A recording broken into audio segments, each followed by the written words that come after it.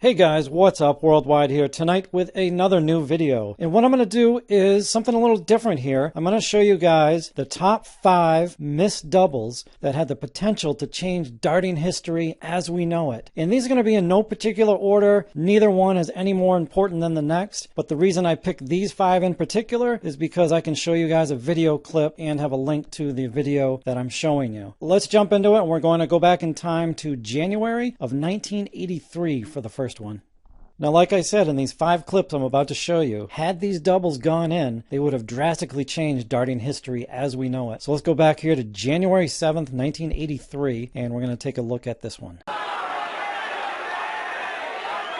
a chance last night for a 9-dart finish. Yes, treble 15. Yes, double 18.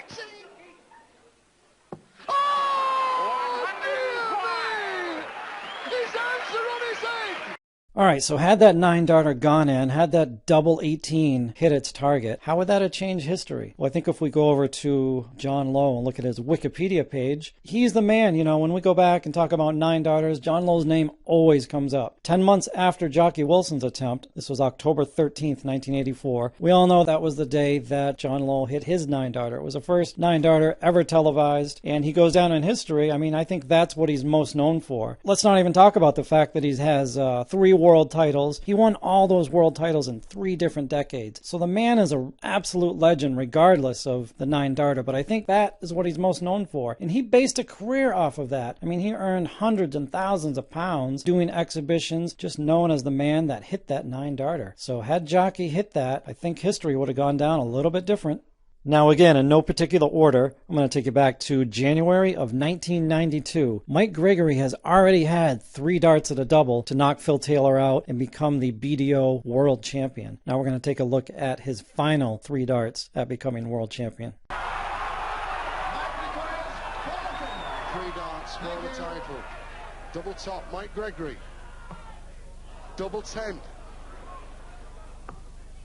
1 to go. He's missed! He had it! It was his!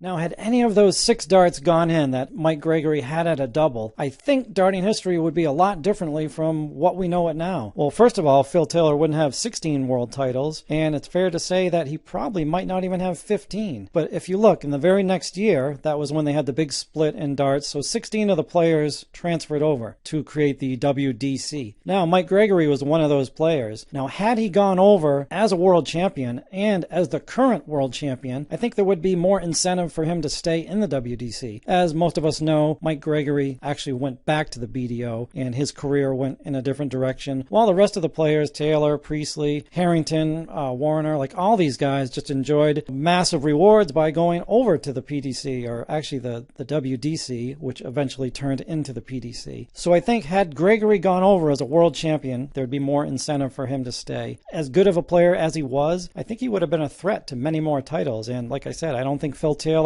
you know, he definitely wouldn't have had 16 world titles today, and it's safe to say that Gregory probably could have pocketed a few more titles. But anyway, that's another one that had the potential to change darting history as we know it.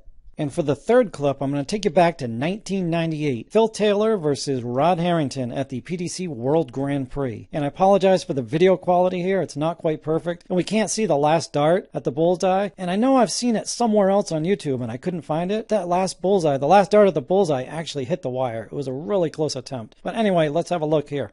161, says Bruce Spanley. 9:14 on an autumn night in Rochester.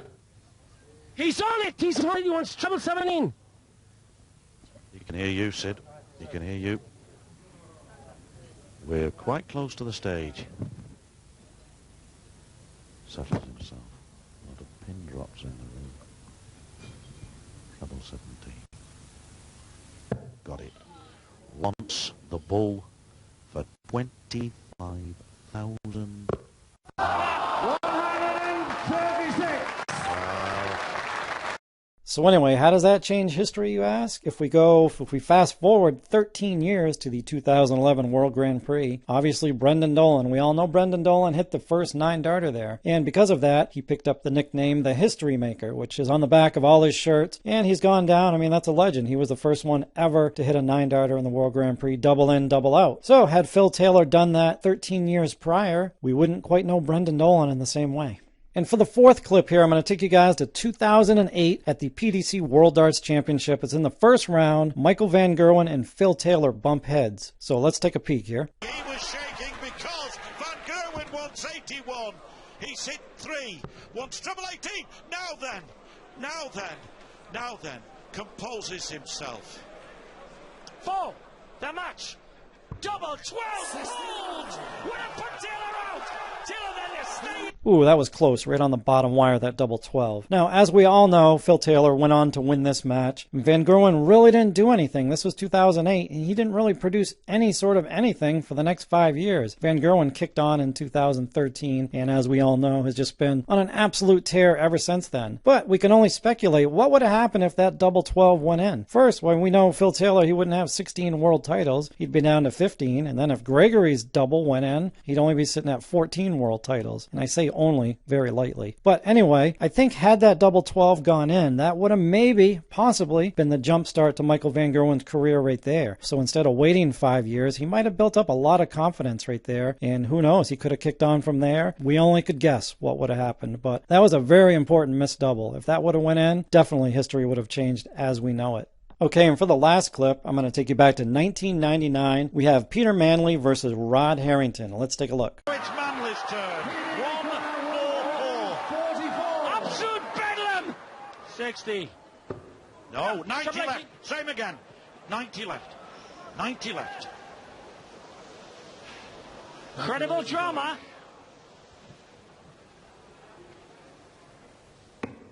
Wants the ball for 25 grand. Oh, no! Second time! Wow, so close there. And this clip, I don't know, I don't think it really has much historical implication. It's not going to change history all that much. And the only thing it really does is it beats Phil Taylor to the punch by about 3 years. As we know, Phil Taylor got the first 9-darter in the PDC in 2002 against Chris Mason. So this one would have preempted that by about 3 years. But not only that, the reason I'm showing you this clip is because had that third dart gone in the bullseye, this easily would have gone down as the most badass 9-darter in history. What a crazy out for 144. It's funny, every time I watch this video, I always pray for that last dart to go in. But anyway, guys, let me know if there's any other ones that you think are much more important or that I should have shown on here. But like I said, the reason I showed these 5 in particular is because I had a video that could accompany the clip. Yeah, so let me know in the comments if there's any other big missed doubles that you guys can think of, and we'll see you on the next video. Later.